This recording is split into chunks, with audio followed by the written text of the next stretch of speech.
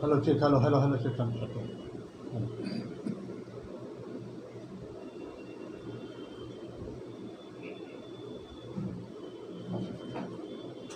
Question बताओ कैसा ना। ठीक है, दोनों आ रहे हैं सर। आ रहे हैं वो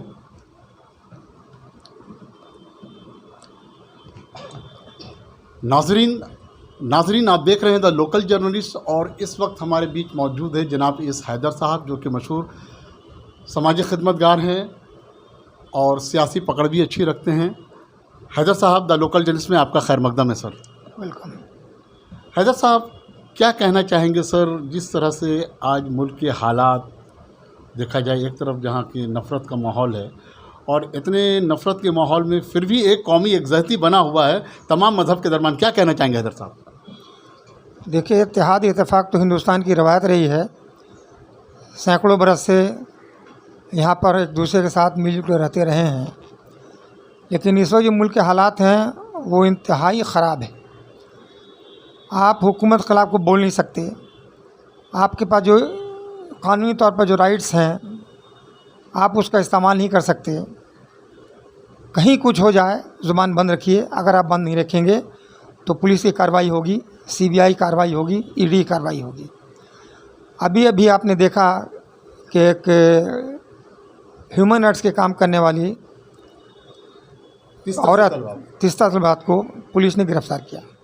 उसका कसूर ये है, वो गुजरात में जो दंगा हुआ था उसमें मासूम लोगों के ख़िलाफ़ हुकूमत की कार्रवाइयों के ख़िलाफ़ वो उसकी हिमायत में थी और उसके लिए लड़ रही थी, और उसका ये बेसिक राइट भी था, लेकिन उसको गिरफ़्तार कर लिया गया।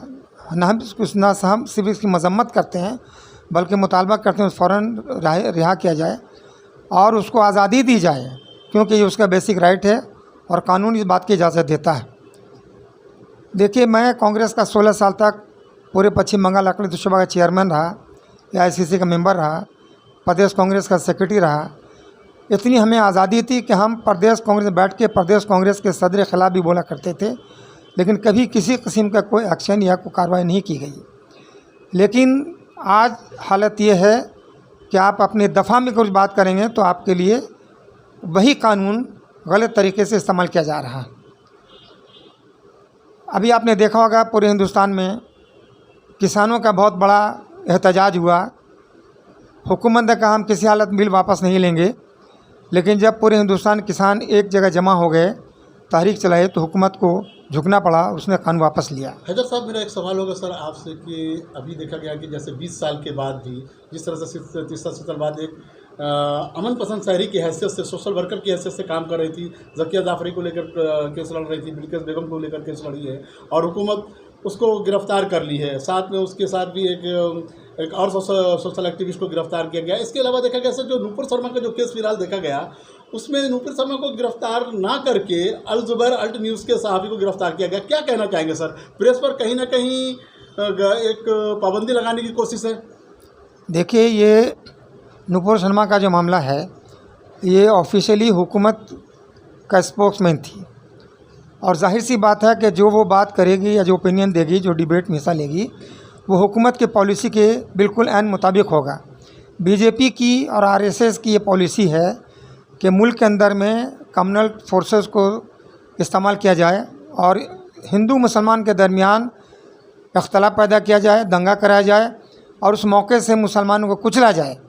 और ये न सिर्फ मुसलमानों के लिए बल्कि मुल्क के लिए बहुत ही नुकसानदेह है और ख़ुद हिंदुओं के लिए नुकसानदेह है, क्योंकि जब कोई किसी को परेशान करता है तो पहले ख़ुद परेशान होता है, बाद में दूसरा परेशान होता है। तो इस तरह से हिंदुस्तान की सलामती को भी ख़तरा है, हिंदुस्तान अमन को ख़तरा है, और ये हुकूमत की पॉलिसी में शामिल है। वो चाहती है कि दंगा फसाद हो और हुकूमत के जो असल मसाइल हैं, बेरोज़गारी, तालीम, मुलाजमत, कारोबार, सेहत, इस किस्म के मामला में हुकूमत के ख़िलाफ़ आवाम अपनी आवाज़ ना उठाएं। एक सवाल होगा हैदर साहब, जिस तरह से आपने बेरोज़गारी को लेकर बात कही है और बेरोज़गारी को लेकर जिस तरह से लड़कों ने जो वो अग्निपथ के स्कीम के ज़रिए अग्निवीर बनाने की कोशिश की गई और स्कीम लाया गया, जिसमें लड़के 3 साल से 4 साल से मेहनत कर रहे थे कि अब इसमें उसका रिक्रूटमेंट होगा, लेकिन वो जो पहले वाले फौज को जो मुराद हासिल होंगे वो अभी नहीं होंगे, वो सिर्फ 4 साल के लिए होंगे। तो क्या कहना चाहेंगे हैदर साहब कि एक आने वाले भविष्य के ख्वाब को चकनाचूर करने की कोशिश की गई अग्निपथ स्कीम लाके? देखिए, ये स्कीम नौजवानों को मोरली और फिज़िकली डिमोलाइज करने का एक ज़रिया है। दरअसल ये नौजवानों के मुस्तकबिल से खिलवाड़ किया जा रहा है। अब आप बताएं कि एक नौजवान को 4 साल तक आप रखेंगे, वहाँ तनख्वाह देंगे और 4 साल बाद रिटायर करें। जब वो रिटायर करेंगे तो 18 साल मिल गया तो 22 साल का, तो 22 साल के बाद वो क्या करेगा? क्या वो जंगल में भेड़ बकरी चलाएगा? क्या करेगा? ये पॉलिसी बिल्कुल ख़तरनाक है। और जब नौजवानों के लिए आप कर रहे हैं और नौजवान इसके खिलाफ आज कर रहे हैं, तो आपको इस बिल को वापस लेना चाहिए और नौजवानों के हम ख्याल बनकर आपको काम करना चाहिए। अच्छा, एक सवाल मेरा यहाँ पे है हैदर साहब कि जिस तरह से अपोजिशन कह रही थी कि बीजेपी की ये जो पॉलिसी है ये बिल्कुल ही गलत पॉलिसी है, और इस पर बीजेपी का विजय वर्गीय एक लीडर आके कहता है सर कि 4 साल के बाद जो है कि बीजेपी के ऑफिस के बाहर इनको सिक्योरिटी गार्ड का नौकरी दिया जाएगा। क्या कहना चाहेंगे सर? कितनी बड़ी माने अफसोसनाक बात है सर। देखिए, मैंने पहले कहा कि नौजवानों के मुस्तकबिल से खिलवाड़ है। आप 4 साल तक एक नौजवान को इस्तेमाल करेंगे, उसको आर्म्स सबमिशन की ट्रेनिंग देंगे और जब वो ट्रेनिंग मुकम्मल कर लेगा तो आप उसको दरबान की नौकरी देंगे। ये लॉजिक को समझ नहीं। आप दूसरी बात, कितने लोग का कितने बीजेपी के ऑफिस में नौकरी देंगे आप? क्या ये ट्रेनिंग इसीलिए दी जा रही है कि बीजेपी के ऑफिस में नौकरी दिया जाए और दंगा फसाद के वक्त में इनको इस्तेमाल किया जाए? ये बिल्कुल गलत है। नौजवान इसको नापसंद कर रहे हैं, मुल्क की आवाम नापसंद कर रही है, लिहाजा इस बिल को वापस लेना चाहिए और नौजवानों को और आवाम के जज्बात और एहसासात का पूरा ख्याल रखना चाहिए। हैदर साहब, जिस तरह से देखा जाता है कि सियासी मैदान में आपकी अच्छी पकड़ है, क्या लगता है हैदर साहब, आप चूँकि बहुत पुराने सियासतदान रह चुके हैं और अभी भी सियासत से जुड़े हुए हैं, तो सर जिस तरह से पॉलिटिकल सिनेरियो चल रहा है पूरे हिंदुस्तान में, 2024 आने वाले दिनों में क्या आवाम को पैगाम देना चाहेंगे सर, ताकि मुल्क जो है अमन सलामती के साथ और तरक्की कर सके दूसरे देशों के मुकाबले में? देखिए, मुल्क तरक्की उस वक्त करता है जब मुल्क के अंदर अमन सुकून शांति होता है और आवाम साथ रहता है। आपको याद होगा कि कांग्रेस ज़माने में घरेलू गैस का कीमत, सिलेंडर कीमत 335 हुआ करता था। आज ये तकरीबन 1100 रुपये हो गया। अब आप बताइए कि क्या हालत है महंगाई का। ये तो वो चीज़ है जो रोज़मर्रा के इस्तेमाल का चीज़ है और हर घर में इस्तेमाल होता है। तो मैंने सिर्फ एक बात का आपको उदाहरण दिया, मिसाल दिया। इस तरह के हर शोबे में नहीं, हर शोबे में महंगाई आसमान को छू रहा है। हुकूमत को चाहिए कि महंगाई पर कंट्रोल करे, न कि दंगा फसाद कराए और 4 साल का ट्रेनिंग दे करके नौजवान मुस्तकबिल को ख़राब करे। सर, आवाम से क्या अपील करना चाहेंगे? आने वाले जो भी दिन गुजर रहे हैं, जो भी महीने गुजर रहे हैं या साल गुजरने वाले हैं, नौजवानों से क्या अपील करना चाहेंगे और तमाम मज़हब के लोगों से क्या अपील करना चाहेंगे ऐसे सियासतदान, समाजी कारकुन की हैसियत से? सर देखिए, मैं तो यही चाहता हूँ और मैं क्या कि हिंदुस्तान की पूरी आवाम चाहती है कि आपस में मेल मोहब्बत से रहें। हम सदियों से हमारी रवायत रही है कि हम एक दूसरे के भाई से भाई बनकर रहे हैं, दूसरे के दरमियान प्यार को बांटा, मोहब्बत को बांटा है।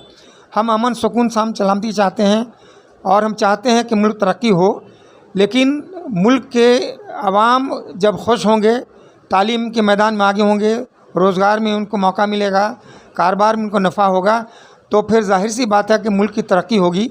और जब तक हुकूमत ये काम नहीं करेगी, मुल्क में सुकून नहीं हो सकता है। और हुकूमत जितना भी ताकत इस्तेमाल कर ले, कानून का इस्तेमाल कर ले, जब आवाम सड़कों पर उतर जाएगी तो हुकूमत को मजबूर होकर घुटने टेकना पड़ेगा, मानना पड़ेगा। कबल इसके कि आवाम सड़कों पर उतरे, हुकूमत को चाहिए कि आवाम के साथ हमदर्दी से पेश आए, उनके मुतालबे पर गौर करे और मुल्क को कैसे आगे बढ़ाया जाए, आवाम हुकूमत मिल करके इस बात पर गौर खौज करे और आगे मुल्क को ले जाए। बहुत बहुत शुक्रिया हैदर साहब। तो नाजरीन, आप देख रहे हैं ये exclusive interview the local journalist पर, और इस हैदर साहब जो कि समाजी खिदमतगार भी हैं और सियासत से भी जुड़े हुए, इन्होंने अपने तमाम बेबकाना अंदाज में बहुत ही अच्छे से अपनी बातों को रखा। आप बने रहे द लोकल जर्नलिस्ट के साथ। बहुत बहुत शुक्रिया। क्लिक कर दो।